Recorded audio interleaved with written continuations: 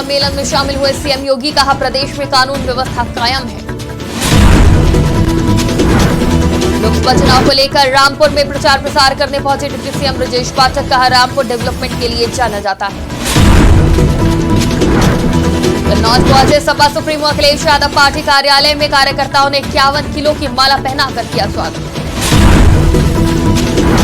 वाराणसी में 95 battalion CRPF ने मनाया स्थापना दिवस, 36वें स्थापना दिवस पर शहीदों को दी श्रद्धांजलि।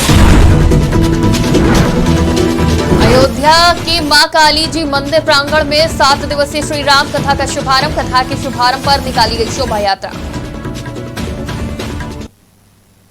नमस्कार, आज की खबर में आपका स्वागत है। मैं हूं आपके साथ शिखा मेहरोत्रा। शुरुआत करते हैं उत्तर प्रदेश खबरों की। यूपी के मुख्यमंत्री योगी आदित्यनाथ प्रबुद्ध जन सम्मेलन को संबोधित करने पीलीभीत पहुंचे, जहां रामा इंटर कॉलेज में विशाल जनसभा को संबोधित करते हुए उन्होंने कहा प्रदेश में कानून व्यवस्था कायम है, माफिया या तो कोर्ट का चक्कर लगा रहे हैं या जेल में है। उन्होंने कहा प्रधानमंत्री मोदी से पहले भारत की विश्व में स्थिति अच्छी नहीं थी, लेकिन मोदी के आने के बाद पूरी दुनिया में भारत का परचम लहराया है। बहनों और भाइयों, एक तरफ सरकार के द्वारा बनाया गया बोर्ड उत्तर प्रदेश को आज देश का रेवेन्यू सरप्लस स्टेट के रूप में स्थापित करता है, वहीं प्रधानमंत्री मोदी जी के नेतृत्व में भारत दुनिया की सबसे बड़ी अर्थव्यवस्था के रूप में स्थापित होते हुए आगे बढ़ रहा है। आपने देखा होगा जब 2014 में मोदी जी ने देश की बागडोर संभाली थी, तो बहनों और भाइयों उस समय भारत दुनिया का 11वीं अर्थव्यवस्था के रूप में जाना जाता था। भारत उस समय विश्वगुरु देश के रूप में जाना जाता था और मोदी जी के नेतृत्व में दुनिया की इस प्रतिस्पर्धा में आगे बढ़ते हुए आज भारत दुनिया का 5वीं बड़ी अर्थव्यवस्था है। लोकसभा चुनाव को लेकर रामपुर में प्रचार प्रसार करने में भाजपा कोई कोर कसर नहीं छोड़ रही है। इसी क्रम में रामपुर की तहसील बिलासपुर में बूथ अध्यक्ष सम्मेलन में ब्रजेश पाठक शामिल हुए, जहां ब्रजेश पाठक ने सम्मेलन में कार्यकर्ताओं में जोश भरा। डिप्टी सीएम ने बताया कि पीएम मोदी ने बोला कि रामपुर का नाम आतंक के लिए नहीं है, रामपुर का नाम डेवलपमेंट के लिए जाना जाता है। सीट पर भारतीय जनता पार्टी के लोकप्रिय प्रत्याशी आदरणीय घनश्याम सिंह लोधी जी एक तरफा चुनाव जीत रहे प्रचंड बहुमत के साथ। यहाँ जब हम पहुँचे तो हमने बूथ अध्यक्षों से बात किया है, अपने पीएलए से बात किया है और हमने सिर्फ समाज में जाकर के बात किया है। सभी लोगों का मानना है कि माननीय मोदी जी ने गरीब आदमी के जीवन स्तर को ऊपर उठाने में कामयाबी हासिल की है। रामपुर का नाम आज आतंक के लिए नहीं है, रामपुर का नाम आज डेवलपमेंट के लिए जाना जाता है। और घनश्याम लोधी जी ने रामपुर में कितना अधिक डेवलपमेंट कराया, विकास कार्य कराया है। हमारे माननीय मंत्री औलख जी ने इतने विकास कार्य कराए हैं कि सब लोगों का मानना है जाति धर्म संप्रदाय से ऊपर उठकर वोट रामपुर लोकसभा में भारतीय जनता पार्टी के प्रत्याशी आदरणीय घनश्याम लोधी जी को मिलेगा। सपा सुप्रीमो अखिलेश यादव कन्नौज के पार्टी कार्यालय पहुंचे, जहां पार्टी कार्यालय में कार्यकर्ताओं ने 51 किलो की माला पहनाकर अखिलेश यादव का जोरदार स्वागत किया। इस दौरान पूर्व मंत्री शिव कुमार बेरिया भी सपा सुप्रीमो के साथ मंच पर मौजूद रहे। वहीं सुप्रीम कोर्ट द्वारा आम आदमी पार्टी के सांसद संजय सिंह को जमानत दिए जाने पर समाजवादी पार्टी प्रमुख अखिलेश यादव ने कहा कि मुझे उम्मीद है कि धीरे धीरे इस देश का न्यायालय सबको रिहा कर देगा और जीत सत्य की होगी। कितना लूटा इन्होंने, किसी से 1000 करोड़, किसी से 500 करोड़, किसी से 400 करोड़, किसी से 300 करोड़ ले लिए। बताओ ले लिए कि नहीं ले लिए? और ये बीजेपी वाले लोग वैक्सीन का इंजेक्शन लेके घूम रहे थे। तो लगा लो इंजेक्शन, वैक्सीन लगवा लो। भाई हमने तो नहीं लगवाई, हमने तो नहीं लगवाई। इन्होंने बताओ वैक्सीन वाले से भी चंदा वसूल किया कि नहीं वसूला? कैसे भाजपा के लोग बताओ, ईडी सीबीआई इनकम टैक्स पे वसूल नहीं पैसा। वाराणसी में 95 बटालियन केंद्र रिजर्व पुलिस बल ने 36वां स्थापना दिवस मनाया। 36वें वार्षिकोत्सव के अवसर पर बटालियन के कमांडेंट अनिल कुमार वृक्ष ने सर्वप्रथम शहीदों को श्रद्धांजलि दी, जिसके बाद क्वार्टर गार्ड पर विशेष गार्ड की सलामी ली और सभी कर्मियों को बधाई दी और बटालियन के कार्यों को याद किया। इस अवसर पर वाहिनी मुख्यालय में विभिन्न खेलों का आयोजन भी किया गया। आज हमारी वाहिनी का 36वां वार्षिक रेजिंग डे कहते हैं इसको, स्थापना दिवस है। उसके उपलक्ष्य में यहाँ पे रंगारंग कार्यक्रम का आयोजन किया गया। अयोध्या के मऊ शिवाला बाजार स्थित पलिया शाहबादी मिश्राना में मां काली जी के मंदिर के प्रांगण में 7 दिवसीय राम कथा का शुभारंभ हुआ, जहां 7 दिवसीय श्री राम कथा के शुभारंभ पर भव्य शोभा यात्रा निकाली गई, जो कि मां काली मंदिर से निकलकर शिवाला बाजार स्थित पौराणिक रुद्रेश्वर महादेव शिव मंदिर के पास समाप्त हुई। वहीं यात्रा में सैकड़ों की संख्या में महिलाएं और पुरुष शामिल रहे।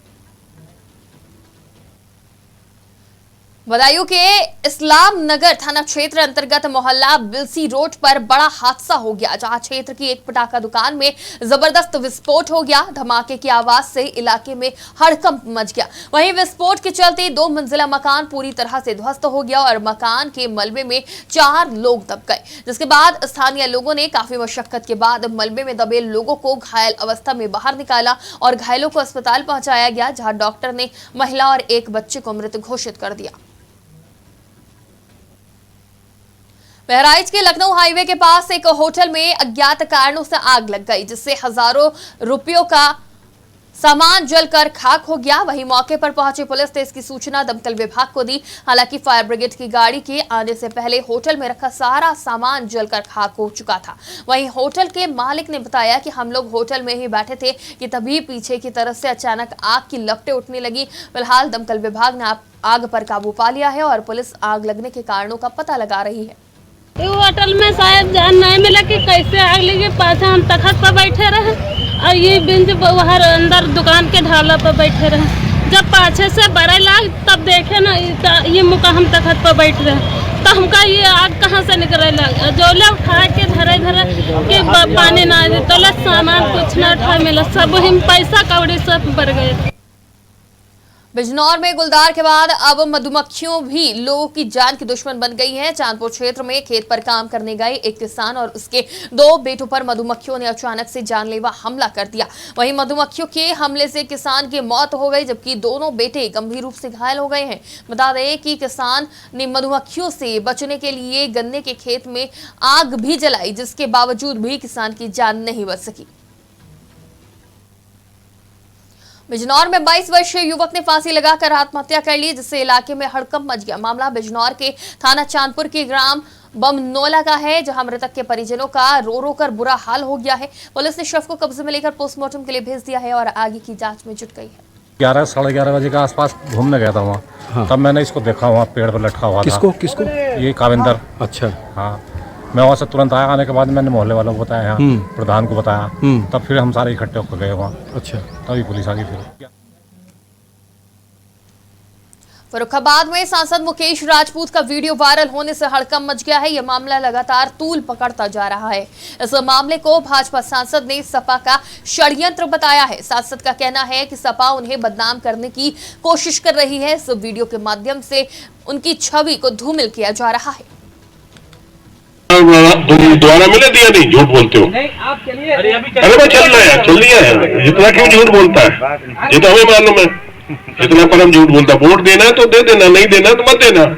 नहीं हमें मालूम है।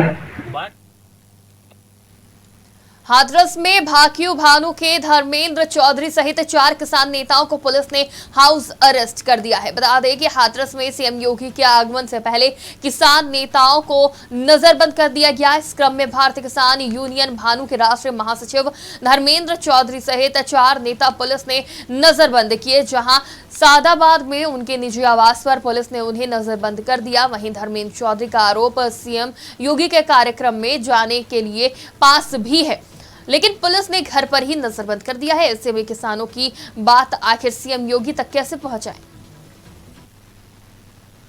जालौन के उरई मेडिकल कॉलेज में उस समय हड़कंप मच गया जब लीवर और लंग फंक्शनल से बीमार एक मरीज ने तीसरी मंजिल से छलांग लगा दी, जिससे मरीज की मौके पर ही मौत हो गई।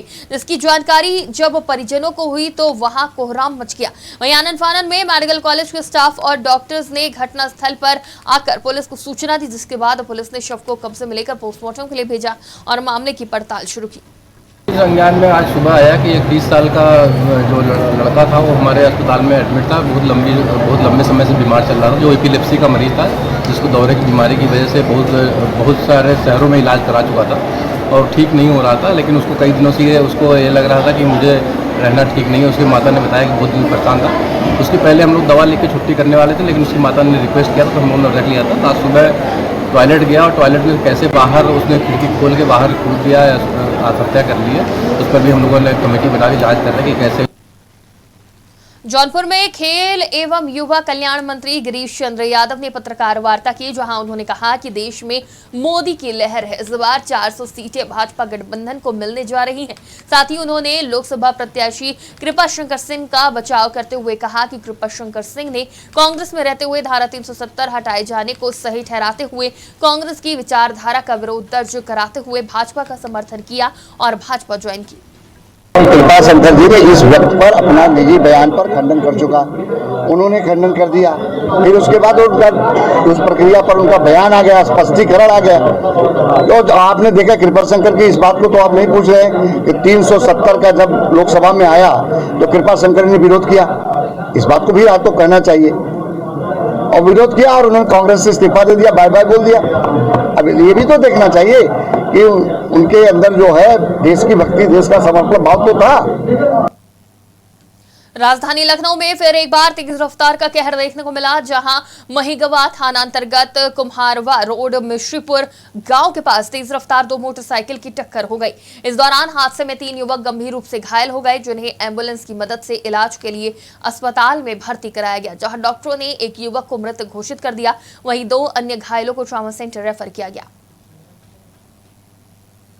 महोबा में लोकसभा चुनाव को शांतिपूर्ण और निष्पक्ष कराने की मंशा के तहत शहर कोतवाली पुलिस को बड़ी सफलता हाथ लगी है, जहां आगामी लोकसभा सामान्य निर्वाचन 2024 के तहत 20 मई को होने वाले मतदान से पहले पुलिस ने अवैध असलाह फैक्ट्री के अड्डे पर छापा मारकर कार्रवाई की और बड़ी मात्रा में अवैध असलाहों के साथ बंदूक बरामद कर 3 अभियुक्तों को गिरफ्तार कर जेल भेज दिया।